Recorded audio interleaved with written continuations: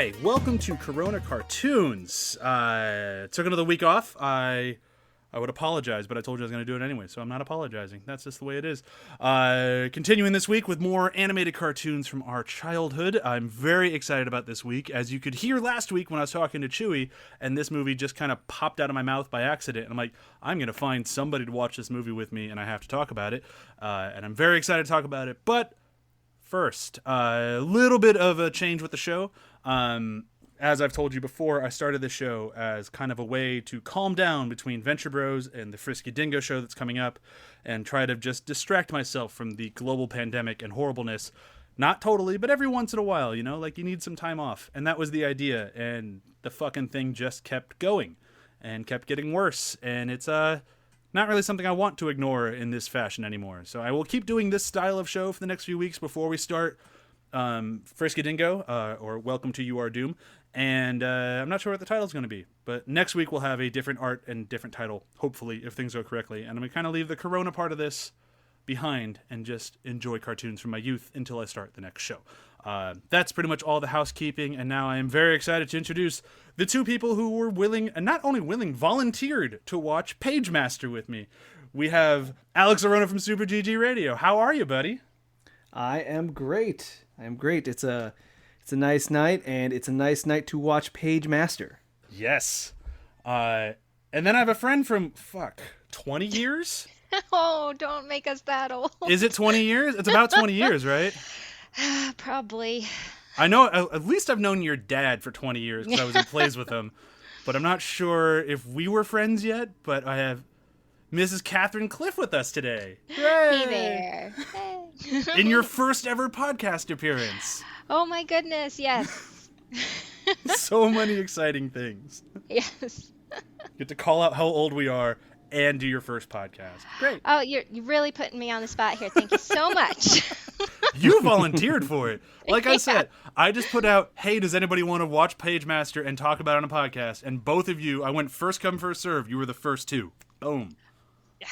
Yeah, I had deep, visceral sense memories all through the rewatch here. I watched this so many times as a kid. I was really excited to get back to it. I did too, and then it just totally left my mind for like years. I even played the video game. Like I was obsessed with this thing, and then I just forgot about it. I definitely played the video game quite a bit, and I remember both watching this in theaters and having the VHS and watching it on loop. Oh my! God. This was one of those movies where I'm like, Dad, can I go see Pagemaster? And he looked at the paper, looked at me, and went, no. So I had to wait for video. Yeah. This was peak Macaulay Culkin. This was tail end Macaulay Culkin. He had 3 movies this year and then nothing for like a decade. But I remember I was all on board. And then I remember he did, I don't remember if it was before or after when he did The Good Son. That was before this. I just remember being really bummed that I couldn't watch The Good Son because I was like, it's Macaulay Culkin. This is going to be fantastic. It's going to be a nice, happy romp. And then I realized what it was, and I was like, oh, man, I wanted to... Yeah, there's nothing happy about that movie. It's quite bleak. Yeah. But yeah, in 1994, he had... Or I think it was 94. Whenever this movie came out, he had this, he had Getting Even with Dad, and he had... I forget the other one, but he had 3 movies this year, and then fucking nothing for almost a decade. Until, what was it, Saved. Saved? He did 2000s. He did Party Monster as well. Yeah, he did Party Monster and then Saved, but I think they're like right back to back. Like they're right around the same time. Mm-hmm. And he was on Broadway before that, and he, I think, opened and closed in a week. He didn't do too well on Broadway. Aw, poor Macaulay. I remember him being on Jay Leno talking about it. He's like, yeah, I tried. I go by Matt now. It's weird. And now he's back to Macaulay Culkin because nobody wanted to call him Matt. No. I have a strange amount of Macaulay Culkin trivia, and I don't know why. What was the name of his band again? I don't have that much. I feel much better. It was the Pizza Underground, I think it was. Oh, fuck, you're right. So, Pagemaster, I'm just going to do a briefest of brief summaries of the movie so we can kind of just jump around and talk about however it is. I'm probably going to start with where we came from to it, but just so we can talk about everything.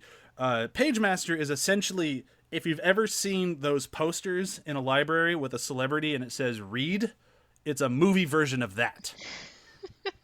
It's pretty much the whole movie. Am I wrong? Yeah. Pretty fair. It's a big advertisement to get kids to read. I'm not saying there's anything wrong with that. In fact, it's pretty wonderful. But as I'm watching it as an adult versus a kid, I'm like, holy crap, this movie wants kids to read.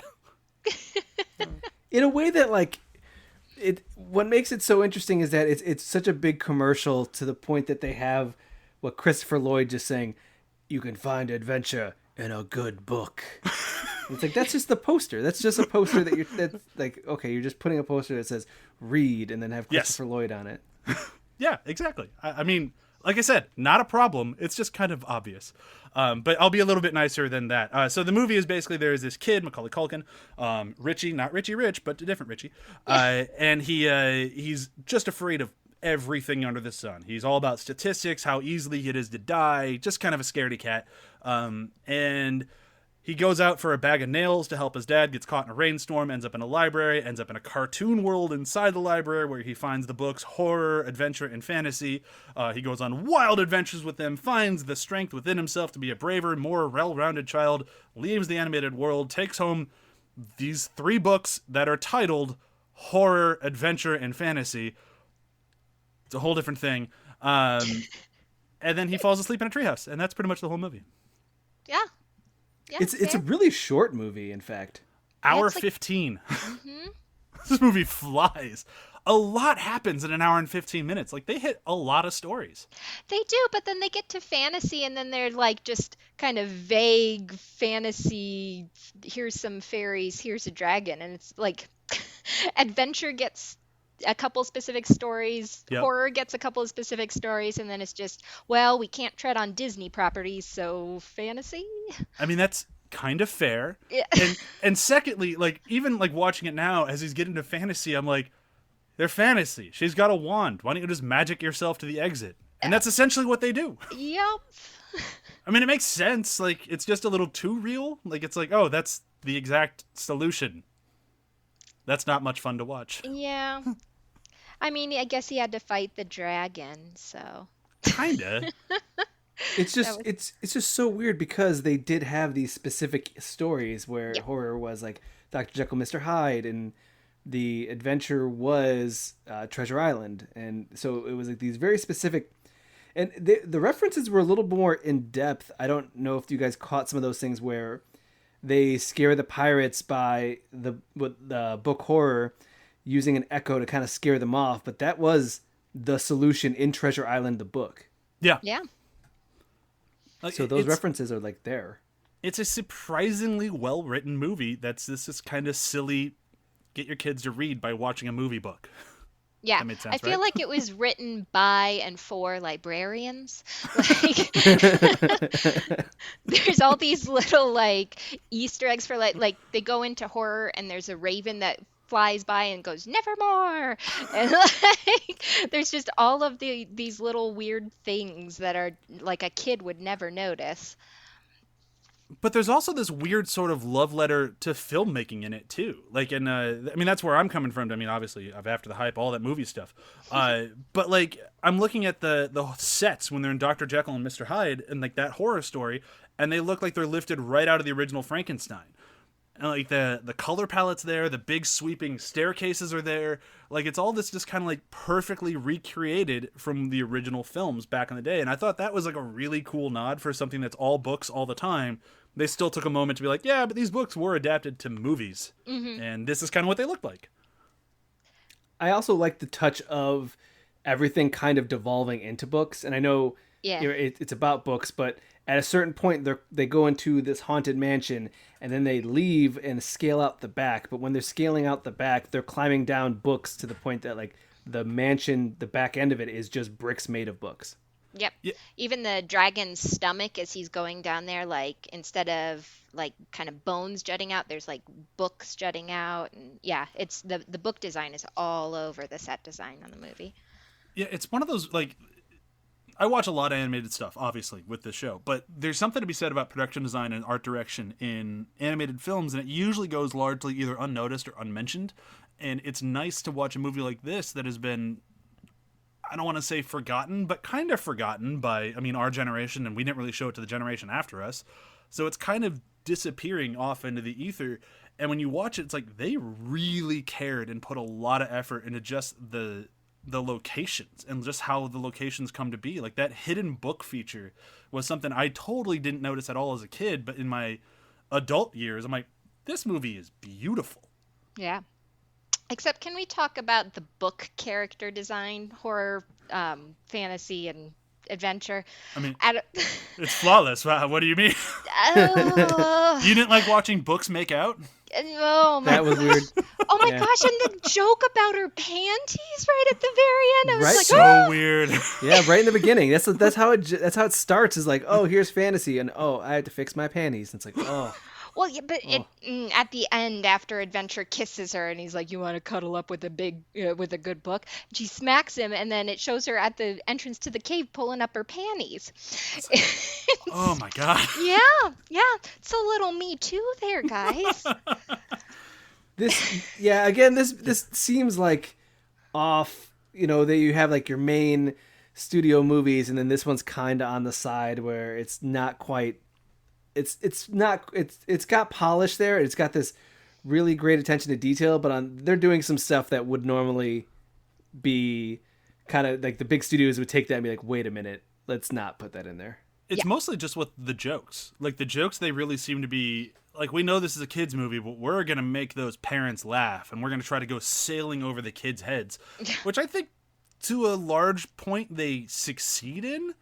Because I didn't get these things as a kid. I'm not trying to defend it. I'm not saying it's okay, but it is one of those, like, what they're trying to do, they pretty much succeeded in. It's just, they probably shouldn't have done it. Yeah. Yeah. It's like, good job, you pulled it off, but why?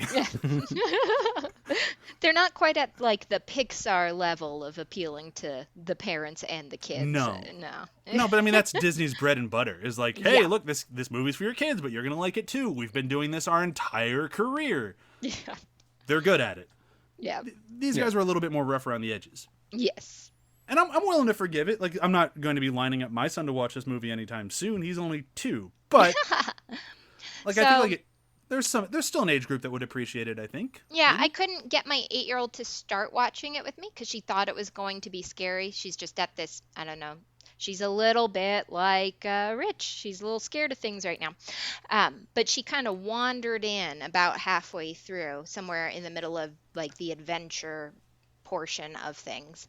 And she just sat down and got absolutely glued to it and didn't leave till the rest of it. Loved the rest of it. So, Oh, wow. yeah. It's Has still she since gone back and tried to watch the beginning? This was only yesterday, so. Okay. So not yet. Not yet. I imagine she will. Now, Okay. she always wants to know that a movie has a happy ending, and she doesn't trust me when I tell her it will, so. Have you lied to her in the past? No! It's like, no, Titanic has a very happy ending. Some This people sounds live. like a story. It sounds like there's some No! pain behind those. No! She used to be so much more adventurous. I don't know what happened. You lied to her about an ending of I a movie. did not! That's clearly what happened. I did not! Well, at least it wasn't Pagemaster, because Pagemaster Yeah. does have a happy ending. Yes, it has a very happy ending. When Almost, it's awkwardly happy. Like, the parents are looking for their lost child, find him asleep in a treehouse, and like, whoop, good enough. Yeah! Don't He even was wake gone him for up like to see where he 6 was. hours. Yeah. In the middle of like a hailing thunderstorm, like a bad storm, that his dad got mad at him and sent him out without checking the weather. Yep. The kid got lost in a storm, like, well, he's in a treehouse that's not finished yet. Okay, can we just say that even like aside from the fact that it was storming, if you sent a kid, an 8-year-old kid on his bike to a store that far away today, someone would call Child Protective Services on you.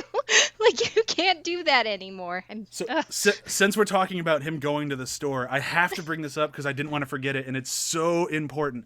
So if you've been listening to Corona Cartoons for a while, in the beginning, we did Roger Rabbit. And if you were paying attention in this movie, Richie drives through the exact same tunnel that takes Bob Hoskins to Toontown. Oh my gosh. It's the same wow. tunnel.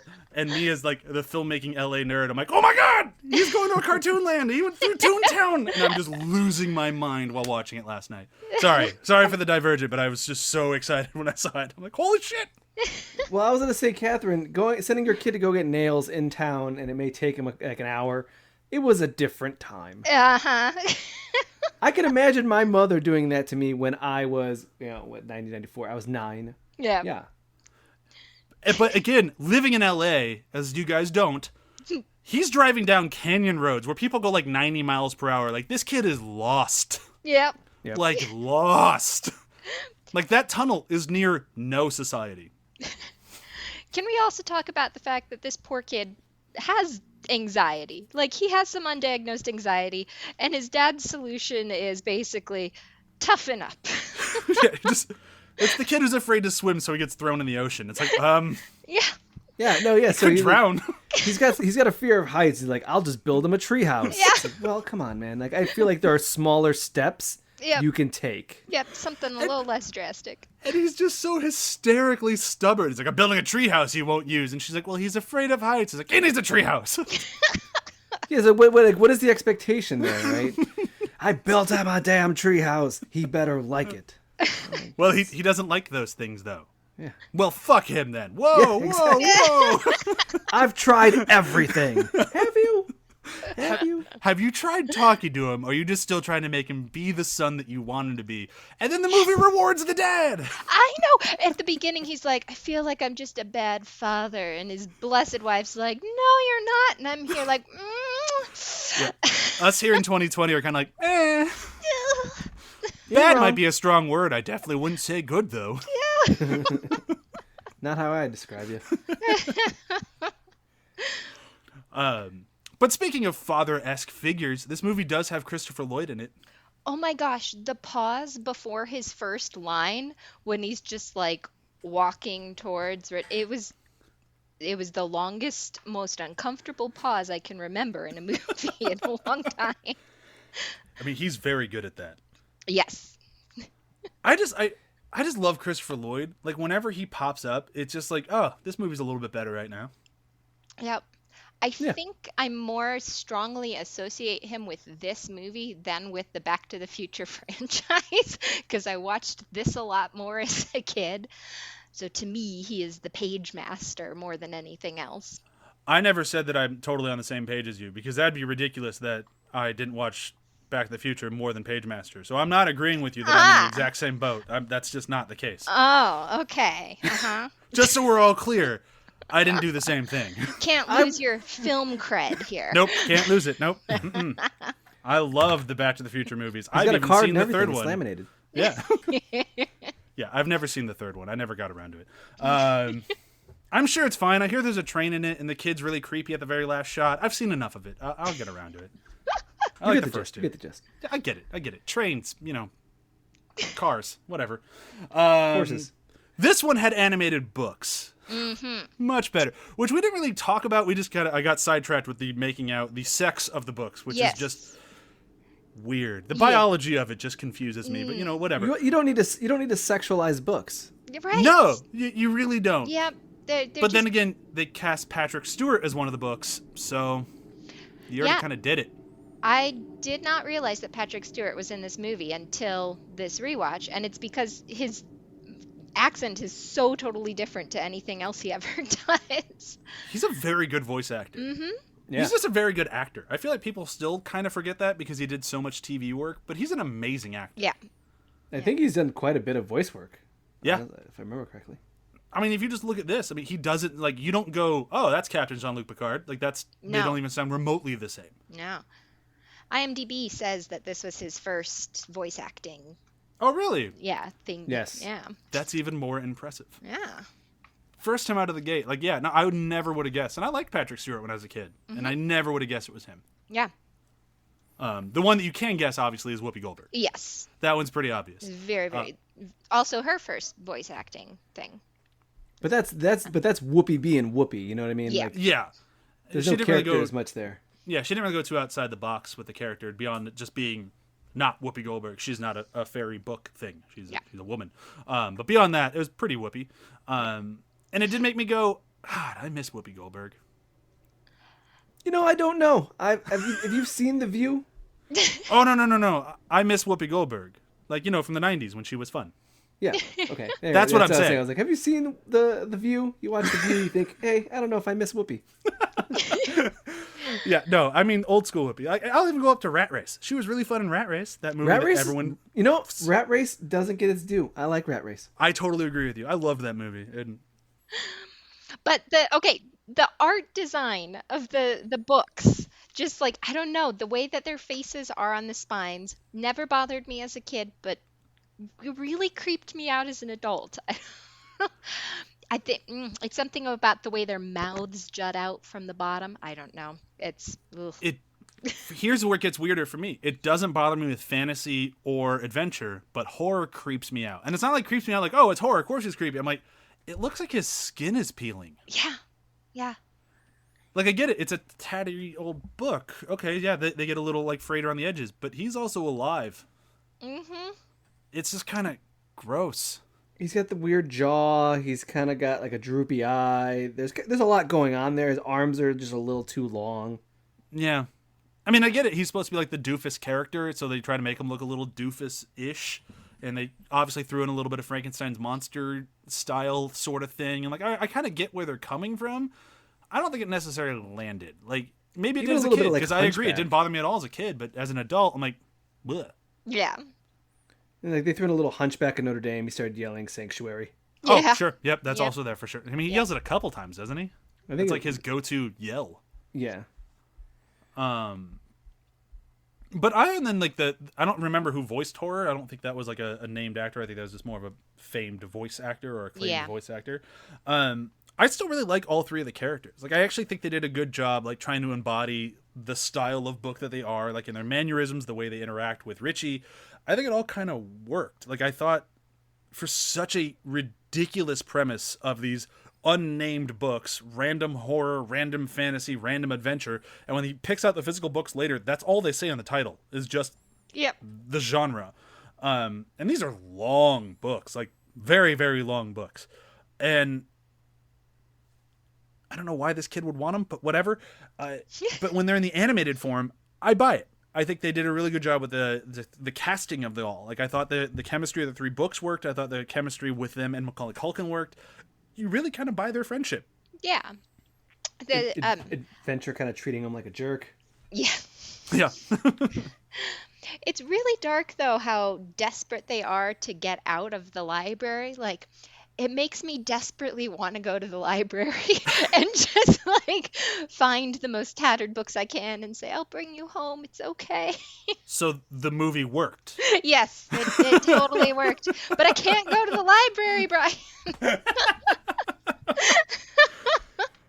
Maybe this was a bad one to watch during lockdown. Yeah. Well, it was funny enough. We watched it, and then they get to the library. My partner goes, "Who lives near such a giant library and doesn't bring their kids?" Right?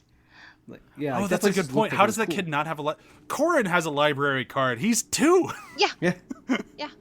Although to get my library card, I had to have like a freaking utility bill and like 2 proofs of residence and my driver's license. And Macaulay Culkin just walks in and scrawls his name on a card. That's Not all I had to do in laminated. Burbank. Yeah. Burbank, they just like, what's your name? I'm like, Brian. Like, all right, here's your library card. Thanks. Man, Oh, cool. I guess they're No. really scared about us using up free resources here. I live in Chicago, but only the part of Chicago that's been sanctioned off for O'Hare. So the nearest library is like half an hour. I had to go find that library, get a card, and then go to a closer library that's in a nearby suburb, and then tell them, hey, I want to be part of their library. Here's a Chicago card, and then they have to let me in. Oh my God. Wow. It was a whole to do. By the way, Franklin Welker, the voice of horror, voicing Fred Jones, Oh, the okay. voice of Fred Jones in Scooby-Doo. Cool. Nice. That's really cool.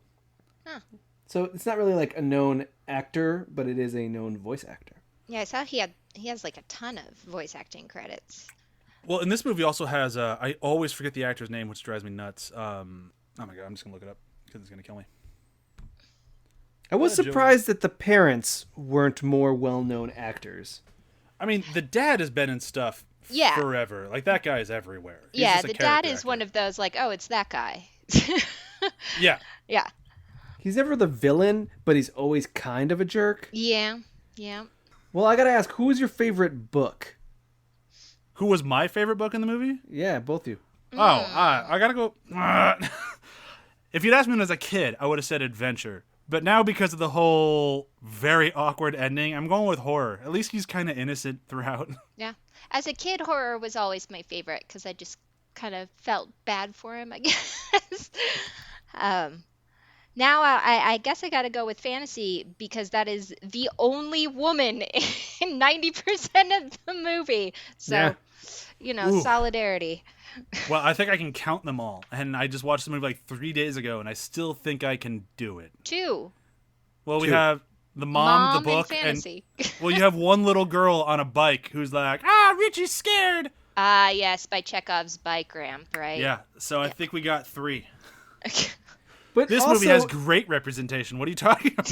I was also just gonna say, in all fairness of this movie, there aren't a lot of characters. Period. Yeah, and they were relying heavily on classic literature. But again, if they had been more specific with the fantasy part, they maybe could have gotten a couple more female characters in there.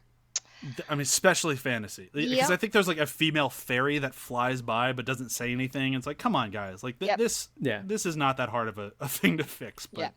again, different time. They didn't Yep. think they had to. It's like, what do we mean? Women aren't people. It's 1994. I also think there was this kind of idea in the 90s that boys don't read. And so maybe maybe they're coming at it from that angle. Like, we want to make reading really cool for boys, get them into the books. I guess. Which I still find it funny. The dad is kind of harsh on the son initially with the problems of him being too timid and tried him out for baseball and he bored everybody at baseball. So obviously the kid doesn't have a whole lot of friends. So what are we gonna do? Like, he's now a library card person, just like loves being at the library and reading. Books are his only friends. Yep, So, he literally says that. You're my only friends. Oh, so that's kind of where I kind of felt a little bit weird about what this was saying. It's like, if you have no friends, books will be your friends. Yeah. Well, I guess that's good. Right? Yeah. I mean, I guess it'll get kids reading more. they're definitely not going to be have weirdo nobody. introverts the rest of their lives, but they have books. Nobody. Yeah.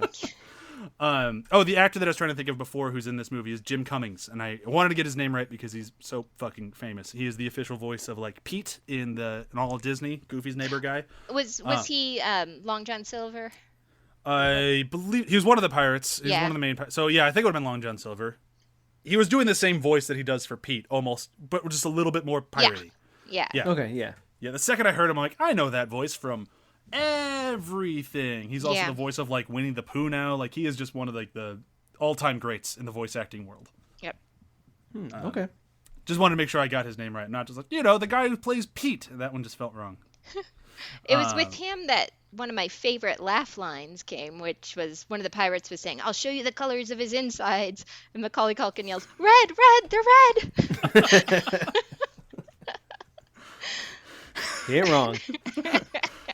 It's a good guess. I mean, it's just kind of an awesome moment of just like, well, no, I'll just tell you, it's fine. Yeah, yeah. We're cool. Oh, poor little Macaulay Culkin. Yeah. So I usually ask this question in the beginning of the episode, but it was just so much fun just to dive in that I didn't really do it. So I'll ask it now. Do you guys remember your first interaction with this? I know, Alex, you said you saw it in theaters.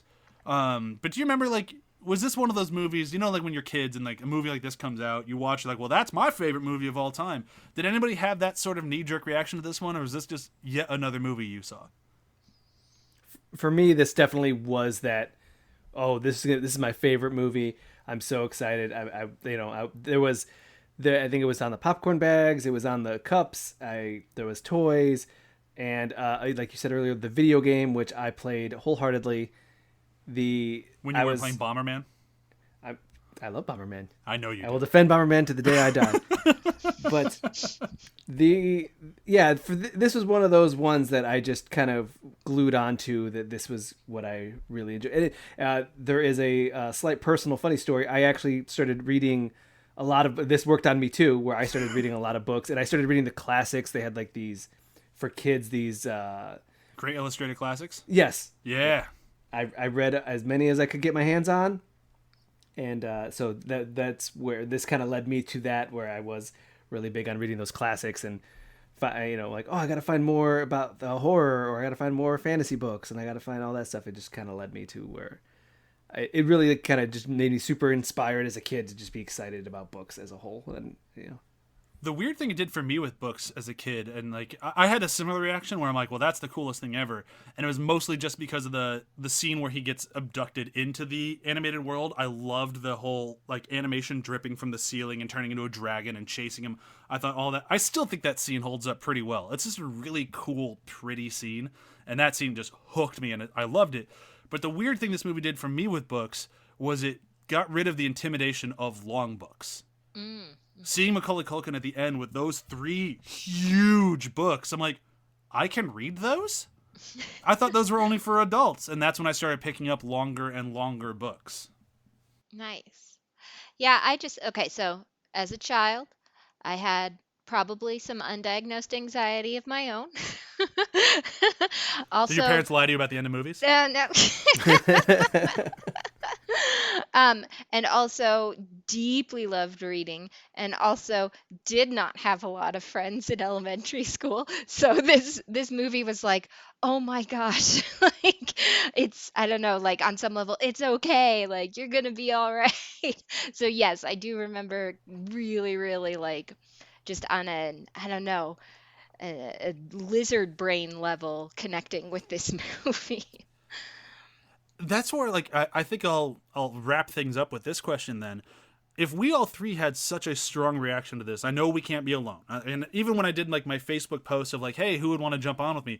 I had a whole ton of people be like, yes, please. If we all kind of had this knee-jerk reaction, we all had this like deep love for this movie, why did it go away?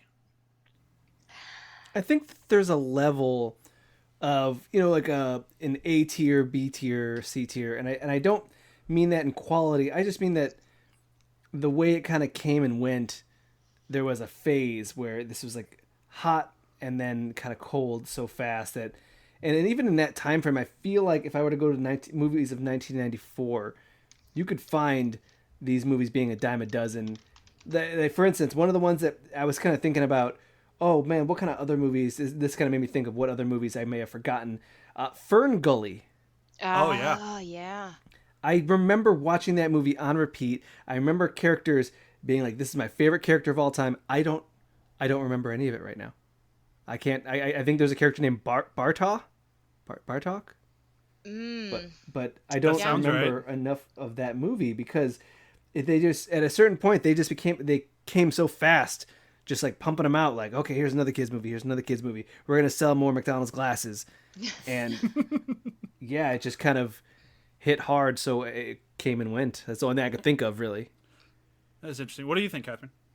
Yeah, I'm just looking through 1994 movies. It's the right year, right? Yep. And the kinds of things that would appeal to kids. I mean, Lion King. Let's be serious. Yeah. I mean, yeah. Yeah. So, maybe it just kind of came out at the wrong time and got buried under the behemoth that has always been Disney. And it's interesting because, like, I mean, anyone who's listened to any of my shows knows my feelings on Disney and the lack thereof. But to its credit, is Disney will always back its material. Like, it has to be profoundly bad for Disney to just ignore it. Mm-hmm. So, like, even like Lion King has been around since it came out. It's still coming out. They just released another one of them. Like it's on theaters. It's everywhere. Mm-hmm. And that's because they have that capital to put behind their projects. Whereas this thing was a normal movie. And I think that might have more to do with it because Disney sees each property as an investment. Like, yes, they'll make some box office money, but they're going to make a shitload of money elsewhere. And a lot of other a lot of other production companies don't treat their movies like that. Maybe they should, maybe they shouldn't. There's a different argument there. But I think maybe that's kind of what happened to this. Maybe with a juggernaut like Lion King coming out where they're not going to let go of Lion King for years past this. Like, they're constantly put out toys and everything. And that's when they were still doing all the direct-to-video movies. Like, they kept Lion King going. Whereas this one only had the one movie. And it had a little bit of fanfare after. And then when it faded, there was nobody there to kind of keep pushing it out. And maybe that kind of had something to do with it. Because it definitely caught on. Like, we all liked it. Yeah. Is this 20th Century Fox? Is that right? I believe Yeah. so. Yep, Yes. it is. So it's Disney now. That's so maybe true. it'll make a comeback. How is this not on Disney Plus? I don't know. Come on, Disney. Right? Don't But make me I- go on another rant about how terrible you are. Well, maybe we Uh. need to start a campaign. Bring Pagemaster back. Yes.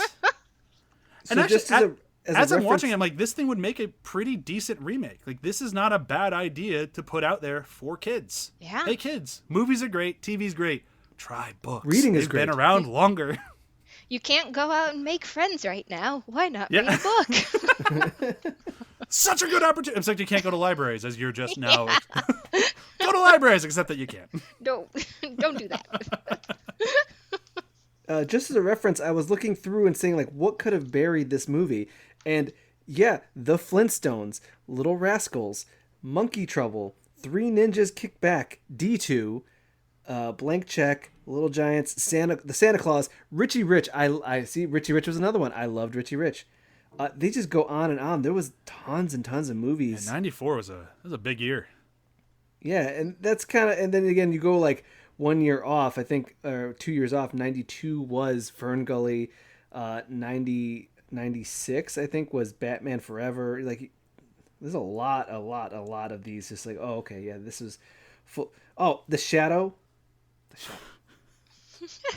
The Shadow. That's a That's rewatch. everyone's favorite movie. No, I'm planning that one and Dick Tracy. I actually have a plan to rewatch both of those. I just watched Dick Tracy like 3 weeks ago. Is it good? Absolutely.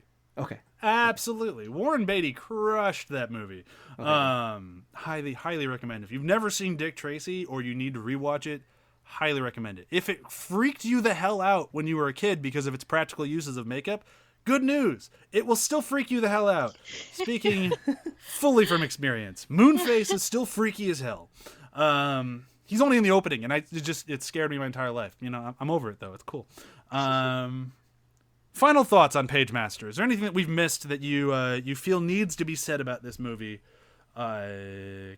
Take it away, Alex. As far as the Pagemaster is concerned, I think that it is a quality children's film that did inspire me to read and feel like, hey, I may not have had the most friends, but books did make the world a bigger place. So I definitely think the Pagemaster is worth a watch, despite, again, the sea of other quality films at that time frame. Pagemaster stuck out with me as well as Richie Rich. Perfect. God, Richie Rich, this movie, and Getting Even with Dad, all 1 year. I think we had a little too much Macaulay Culkin in 1 year. Katherine, what about you? Final thoughts. I think I loved this movie a lot more as a kid than I did as an adult, but but I think I don't know, it had a really important function for me as a kid, just kind of, I don't know, validating my love of reading and my love of libraries and all of that stuff. And if it can still do that for kids today, then it's definitely worth a rewatch, even if they can't go to the library right now. Yeah, I think I'm pretty much on the same page. Like, I really enjoyed rewatching this, like far more than I was thinking I was going to, and I expected to enjoy it. But that said, I don't think I'll be flying back to it anytime soon. Like, probably not till Corin's old enough to watch something. And that said, like, I don't think it's a movie that you necessarily shouldn't show to your kids, even though it, unfortunately, like many movies from the 90s, hasn't aged very well as far as jokes go. I think it's worth it just because of that inspiration to like show you just like a glimpse of like, hey, this is some cool horror stuff that might be scary, but not in a bad way. You could enjoy it, or some adventure stuff, or some fantasy. And it's a good way of just like what kind of grabs your idea, as long as it's not really fantasy, because we're not going to spend too much time there. But I still think it's worth a watch, and I think it'd be worth a watch with kids, as long as you're willing to have that conversation afterwards to explain why, hey, that joke might not be funny anymore, or just kind of explain some of the more questionable stuff, which I think as our generation gets older with their kids is going to have to happen a lot more. Which is a good thing. Like, it's a bad thing that it happened, but it's a good thing that we are a generation that's going to be willing to talk to our kids. No offense to the generation before Dad, if you're listening. But I think that's about everything I can say on Pagemaster. Let's do a review system. What book would you use to rate this movie? I know it's a tough one, so take your time. Just pick a book out. If you could read a book that would make you feel the same as this movie, It's a tough one, I know. That would make me feel the same. Okay, so I'm gonna maybe this is weird, but I'm gonna go with the Golden Compass Okay. because for me that was it was also a really formative part of my childhood, but it has a lot of world jumping, moving between different places with different features and feels to them. Um, and I think that's a big part of why I love both those properties. I'm going to go down a similar path. I'm going to go with Lion, the Witch, and the Wardrobe. Yeah, yeah. And mostly because it's one of those books that I read after seeing this movie. Because it was one of those, it's a little bit longer than what I'm used to reading, and I bet I can handle it. And it had some parts that scared me, and had some adventure, and it's chock full of fantasy, so I think it kind of hits the same tones. And I don't think I would have ever read it had I not seen this movie. Awesome. Alex, what about you? I will go with Dr. Jekyll, Mr. Hyde for very similar reasons. I remember that, again, those children's illustrated classics. Though Dr. Jekyll and Mr. Hyde was like the first one, I think, based off of this movie that I sought out and was like, well, okay, this is what I know Pagemaster, and it told me all about it. So this book will be just the exact adventure with some more details. And of course, it was a little scarier than I would have originally would have wanted to read that early, but I remember enjoying it and still fond of that one today. Have you gone back and read the actual book, or are you still just rereading the great illustrated classic? I have not. I have not reread the, but I'm in that phase of my life where I'm rereading like old classics and stuff like that. So it actually may be an idea to do that. Gonna pick up Moby Dick next. Oh, and I finished Catch-22, and that was a big one for me. Mm-hmm. Moby Dick is a book I've put down 3 times, and I don't think I'm picking it up again. I Same think with all you Dracula. I put down Dracula twice. If I pick it up again and I don't finish it, I'm done with it. I think finished all that you one. need to know about Moby Dick you get from this movie, so it's good. I mean, I saw The watched- Heart I of think- the Sea. That's the same thing, right? Right? I read Dracula, I think 5 years ago, and then I watched the Keanu Reeves movie. I can I go regretted that one. for hours on why that movie is a goddamn masterpiece.